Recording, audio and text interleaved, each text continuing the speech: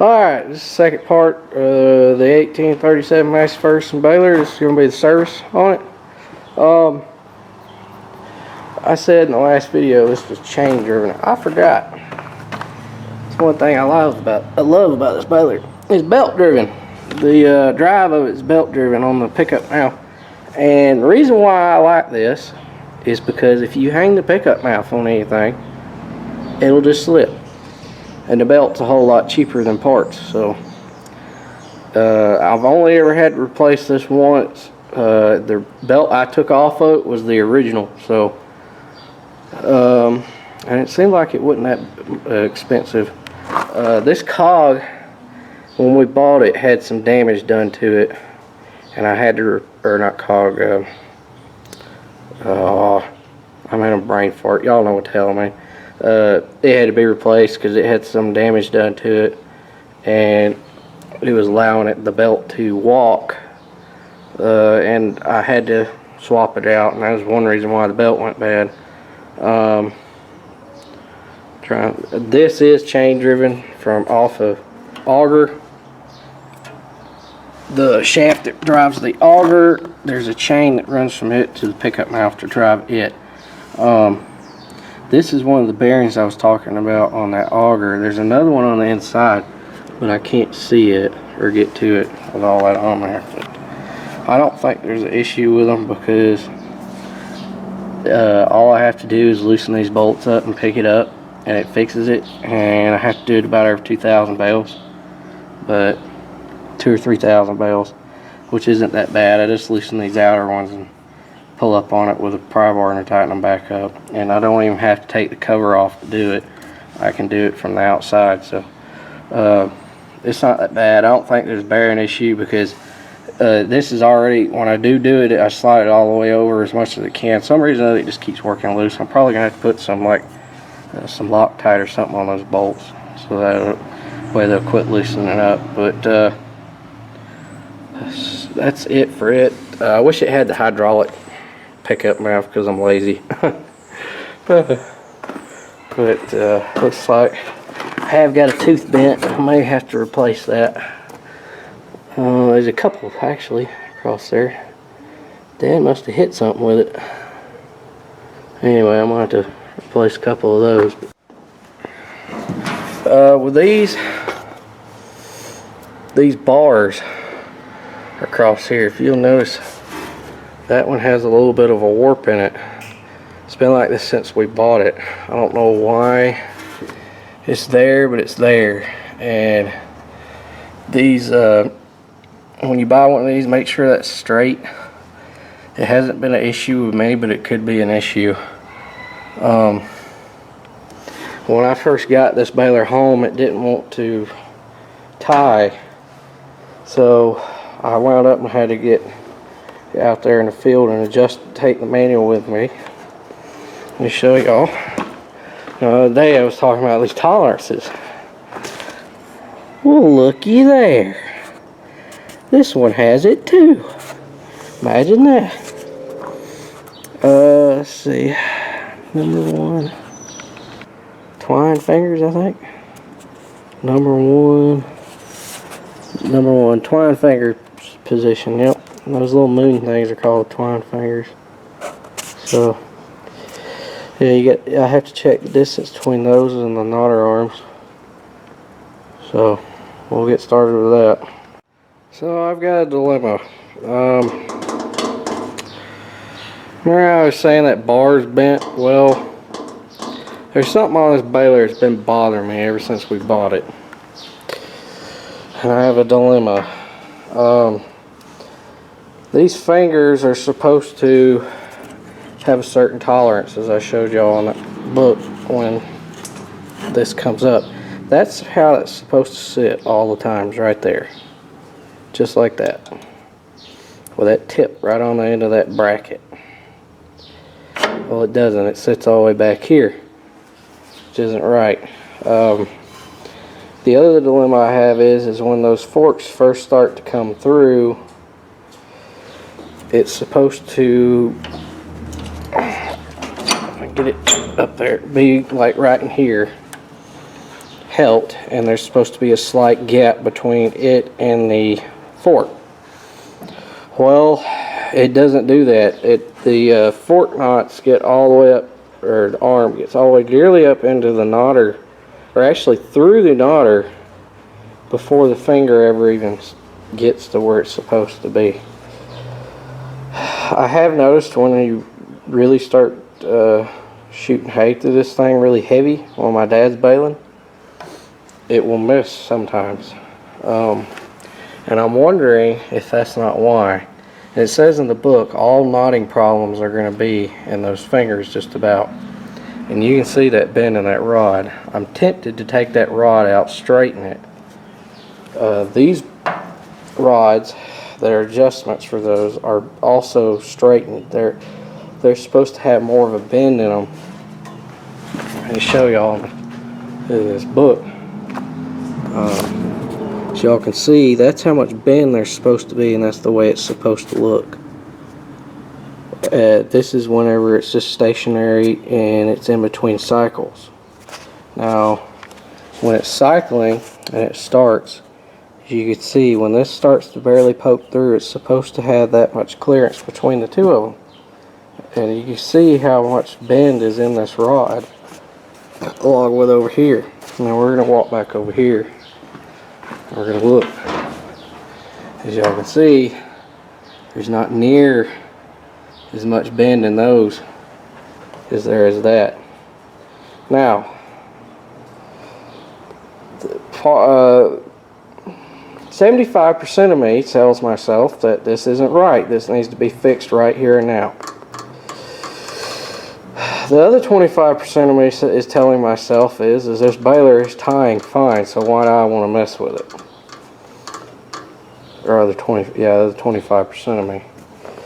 And it is killing me right now not to fix this. But I know that if we go to the field and for some reason there's a mistake and this thing starts not tying when we start out, I'm going to get my ass chewed by my dad up and down because I even messed with it. So I have a dilemma on my hands if I should touch it and fix it now, which I know it needs to be fixed, and more than likely it's going to bail even better once I have it fixed, or should I leave it alone until it becomes an actual problem? I don't know what to do. I kind of want to fix it, and then I kind of want to just leave it alone because it's doing just fine. And for the past, ever since we bought it, I've left it alone because, like I said, it was doing just fine. So I really don't know what to do. I could very easily take one of those arms loose and just adjust it out to where it's supposed to be, but then again, if it doesn't tie right, it's going to be my ass. And it's tying fine right now, so I don't know what to do. I don't really want to get chewed on, so I really don't know what to do with it. So I'm sure there's somebody that works on these all the time probably telling me, no, you need to fix it. You need to fix it right now. I'm sitting here like, I know I do, but I don't want to because I know what's going to happen if it isn't right. The knotters, I haven't checked them yet, but I'm sure they're fine. That's probably why it's tying fine, because everything's fine there. But those fingers are about to drive me crazy because they're not right, and I like things to be right. So I'm gonna think on it. Alright, I made a decision. I'm gonna do something I normally don't do. I am going to leave it alone. I'm just gonna leave all the tying stuff alone. I'll let it sit. And if it becomes an issue, then we'll fix it. But as long as it's tied fine, I'm not gonna mess with it. Because if I get something out of adjustment, it's gonna be a big pain in the ass, and these things are kind of sensitive on square balers, these knotter systems. So if it ain't broke, don't fix it. So okay, I'm gonna leave all the tying stuff alone. So I talked to Dad a little bit ago. I had to take some cows to the cattle auction barn, and I talked to him while I was there about it, and we're just going to leave it alone until it starts to give you issue. The tension of this belt is tight, so I ain't got to do nothing to it. You just tighten this eye bolt up. It runs right through there. It's very easily to get to. And to check it, you can just reach your hand up under and underneath this cover down here and push up on it, and you can feel if it's tight or not. The chain on this side is tight, so I'm not going to mess with that. The main drive chain, I think, it's loose. I'm going to have to tighten it. This other one's tight. To tighten these drive chains, there's a, well, let me get up top so I can show you. Okay, to tighten the drive chain, you loosen the sprocket nut up, and then you tighten it right here to get your slack out. So I'm going to do that right quick, and then we'll be right back. Okay, I got it tight. Now, this is the other chain that drives your tie knotters and everything. The way you tighten it, it's on a slide sprocket right here. It's probably about at its end, but it's tight. So I won't have to do nothing to it, but probably on the next time I have to tighten it, I'm going to take a link out of the chain. But that's the main drive chains on the on the baler. So we'll move around to this side. I want to go over, there's another chain over here. Your chain that drives the your hydraulic tensioner, it runs off the, let's see, not exactly how that one drives. I think it runs off the main shaft that runs through the baler that the fork's on, but I'm not 100% sure. But you have to tension this, and the way you tension it is this bolt right here. There's a sprocket right here, and it slides in and out just a little bit, and you can tension it. I had to take a length out of it last winter. Last winter I went through this entire baler and put new knives in it. Part of the knives were put back new, and sharpened everything, got all the gaps right in the chamber for the knife gaps, because they have to be a certain gap between one another. And the way you do that is the same way I did on the Klaus 360 for the scraper blades, is you use a spark plug filler gauge to measure your gaps on those. Let's see, there's another chain down here. Let me show you. For your flotation on the pickup mount, it has an eye bolt, and it adjusts right here, just like the belt tension on the other side. But that's the spring for your flotation on it. There's also another chain down here.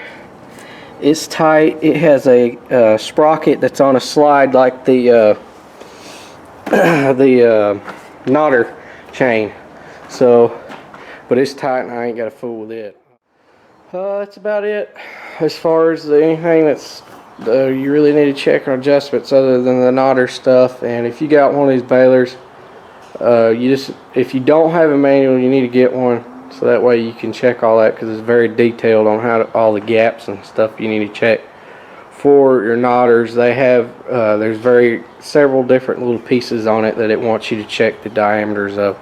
So if you have one, just look it up in your manual and it'll tell you how to do it. But earlier I couldn't remember what this was called. It's called the safety stop for your needles. So I can't, it has an adjustment on this rod. You adjust it out if it's out, but I haven't ever had it adjusted because it's never been out. So, but alright, just to show you guys, I pulled this off. There's your stuffer arm, and then the stuffer is up in there. I need to get me a light so y'all can see all down in there. But the hole I was talking about earlier from the chamber, you can see it, is right there. It's a fork. I took the lid off the top of the chamber so that way we can see down in there. It just throws it up into the chamber here, and your knives, your bottom knives are here, and then the front plunger knives are there. And as it throws it up into this area right here where my hand's at, it shoves it backwards. So that's just how inline works. There's also, like I said earlier, there's a back set of knives to that plunger, but they're hard to see even without even in person. So I'm not even gonna bother trying to show those, and then you got your dogs and stuff in there. But that's it. But I think last year I took all these knives out and I sharpened them on the grinder, the ones that were old. I think this year I'm just going to take my Dremel with a stone and just go over them just a little bit, because it didn't get used a whole lot last year, so it really doesn't even need it. But because we had such a bad drought, I didn't bale half the hay that we normally do with it. So probably just going to take a Dremel and just sharpen them a little bit, and they should be fine. I'm just going to leave it at that, because I mean they really don't, I mean y'all can see they're pretty sharp. They really don't need much of anything. So that's what I'm going to do for that. I'm not going to worry about getting any footage of it, because I'm just going to take it and just go over it very lightly on the ends, just to kind of take some of the dullness out of it. But that's the 1837 square baler. Let me get my light so y'all can see that plunger. Okay, so what you're looking at is about as good as angle as I can get. Turn the light on.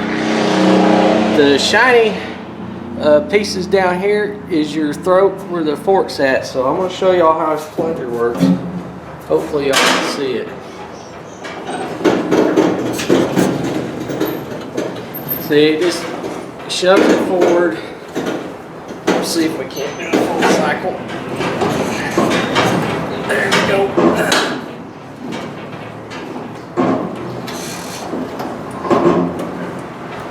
There it comes back. Okay, I just want to show you guys that. So that way anybody that hasn't ever seen how one of these works knows, but probably wouldn't that good a video, but it's the best I can do. So that's the 1837 Massey Ferguson inline square baler.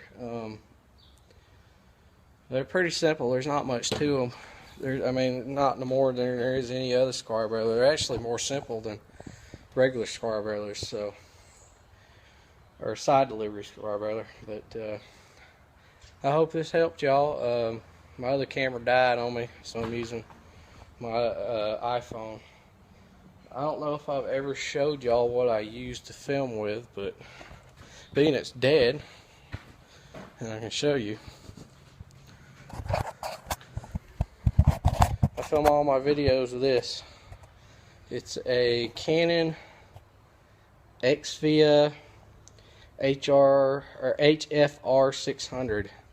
It's HD and whatnot, but works pretty good. And then I got a little flexible tripod with legs on it. If we get 3 more subscribers, I'm gonna get sunglasses and we're gonna try them out. But I gotta get 3 more. So if there's anybody out there lingering, hit that subscribe button, because I really want to get them sunglasses. But like I said, I won't get 40-50 subscribers before I go spend any more money. So, but yeah, it's this thing. Thanks for watching. Please comment, rate, and subscribe. This is probably going to be next, and who knows after that. I got so much crap I need to do. I don't know when I'm going to get to it. Spraying, I got to get back to spraying. We haven't sprayed but that one farm, and I don't know how I'm going to get around to it. It's already the 1st of April nearly, and we're normally cutting hay by the 2nd week of April, but I don't think that's going to happen this year, because with the way the weather's been, it's just been a lot colder longer this year. So I got the Hardy filling up, and then 500 gallon sprayer that I use is full. As soon as I get the Hardy full, I'm going to fill up the trailer and put 1,000 gallons on it, and then hopefully Wednesday, when I holler pretty weather, we'll get around to getting to all that. But thanks for watching. Please comment, rate, and subscribe. I appreciate y'all. Oh, and on your comments, if for some reason I don't answer back, don't get mad. It's generally probably because I'm in a hurry and I haven't got time, because we got so much going on. But if I generally try, if I am in a hurry, to hit the little thumbs up if I like what you say or something. But if I don't hit thumbs up, don't take it as I don't like it or something like that.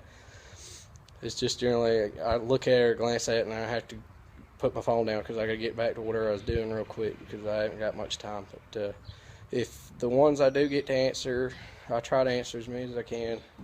I appreciate all y'all, and thanks for watching. Give me a thumbs up. Hit that subscribe button now. See y'all.